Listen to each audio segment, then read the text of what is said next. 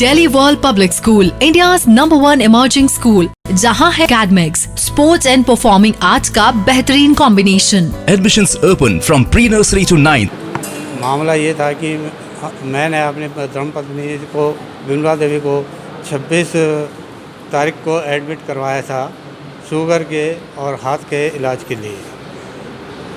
Doctor ने जब admit किया तो जनरल वार्ड में रखा था। अचानक ही उन्होंने शाम को आईसीयू के अंदर शिफ्ट किया।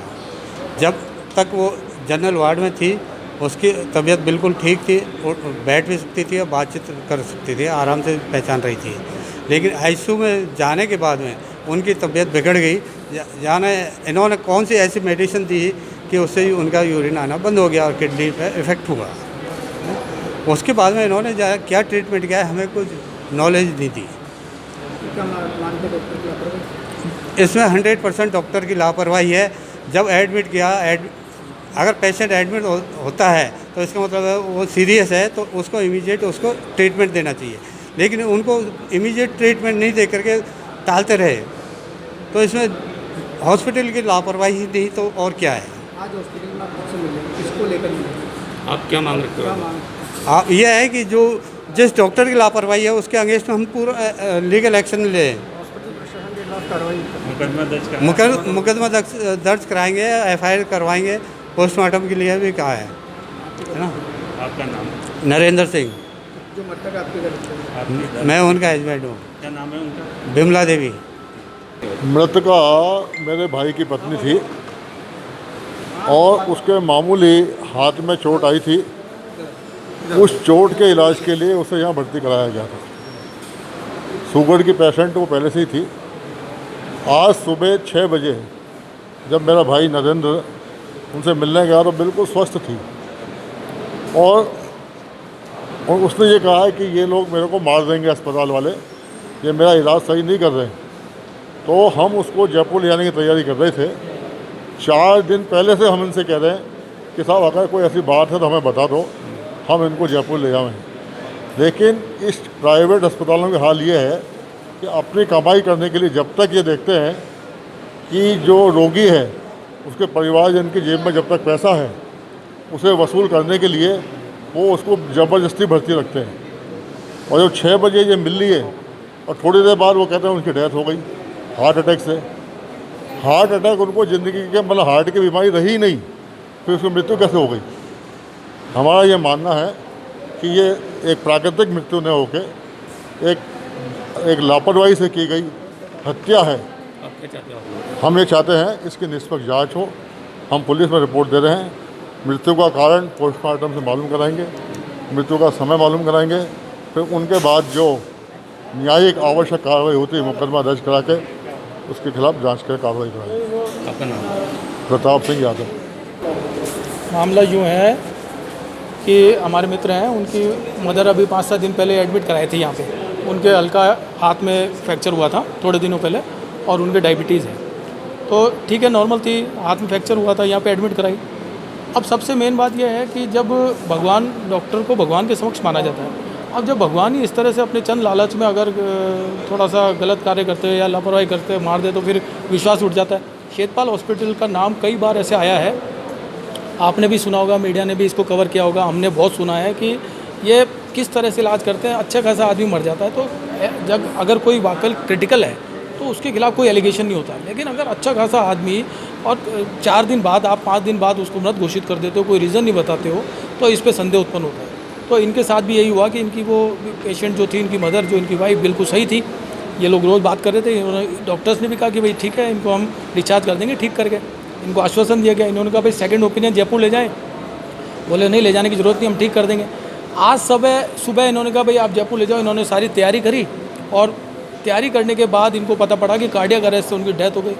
तो ये एक ऐसा विषय है कि मतलब इसमें बहुत संदेह उत्पन्न होता है, घोर लापरवाही का। तो इन्होंने बस यही है कि इलाज के दस्तावेज, हमने यहाँ पे एक एप्लीकेशन दी है इंचार्ज को, यहाँ जो अस्पताल इंचार्ज है उनको, कि भाई इनके समझ जो इलाज कराया जाए, विधिक सलाह लेके हम लोग बाद में इसमें जो भी बनता है मुकदमा दर्ज कराएंगे।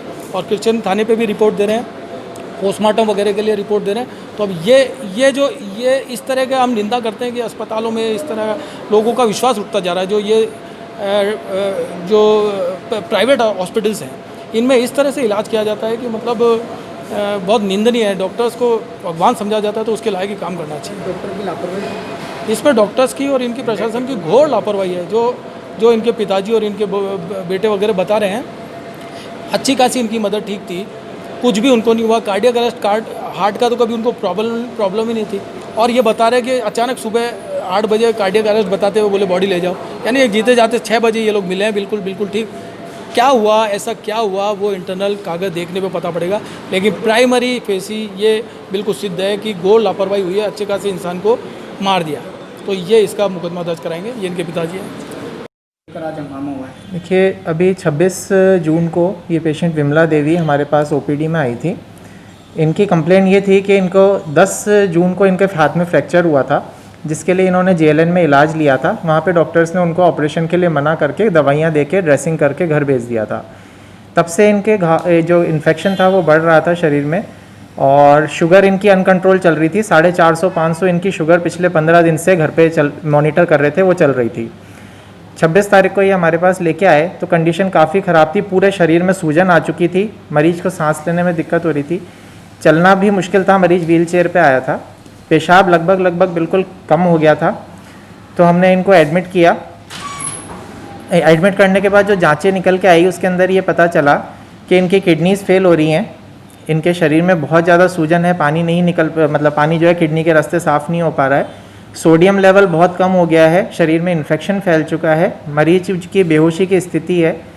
इन सब चीज़ों को हमने ट्रीट करना स्टार्ट किया, एंटीबायोटिक शुरू करी, है ना। इन सब के बाद हमने किडनी के स्पेशलिस्ट को भी इनको दिखाया, सभी हार्ट के स्पेशलिस्ट को भी इनको दिखाया, सारी जांचें करवाई। हमने इनको स्थिति बताई कि ये चीज़ें हैं, शरीर में इन्फेक्शन फैला हुआ है, शुगर कंट्रोल नहीं है, किडनीज फेल हो रही हैं, सोडियम लो है।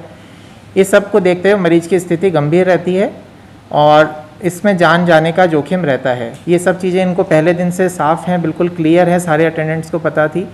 उसके बाद जैसे जैसे 2-3 दिन इलाज चलता रहा, हमने इनको कहा कि कंडीशन में सुधार नहीं है, आपको अगर लगता है कि आपको आगे सलाह लेनी है, जयपुर, दिल्ली या कहीं भी आप आगे सलाह लेना चाहते हैं तो आप उसके लिए फ्री हैं। इन्होंने अपने सारे डॉक्यूमेंट्स हमें कहा कि हमें वो दे दीजिए। हमने इनको सारी जांचों की फ़ोटोकॉपी दे दी। उसके बाद इन्होंने जयपुर में बात करी इटर्नल हॉस्पिटल में, और आज ये इटर्नल हॉस्पिटल शिफ्ट करने की तैयारी में थे।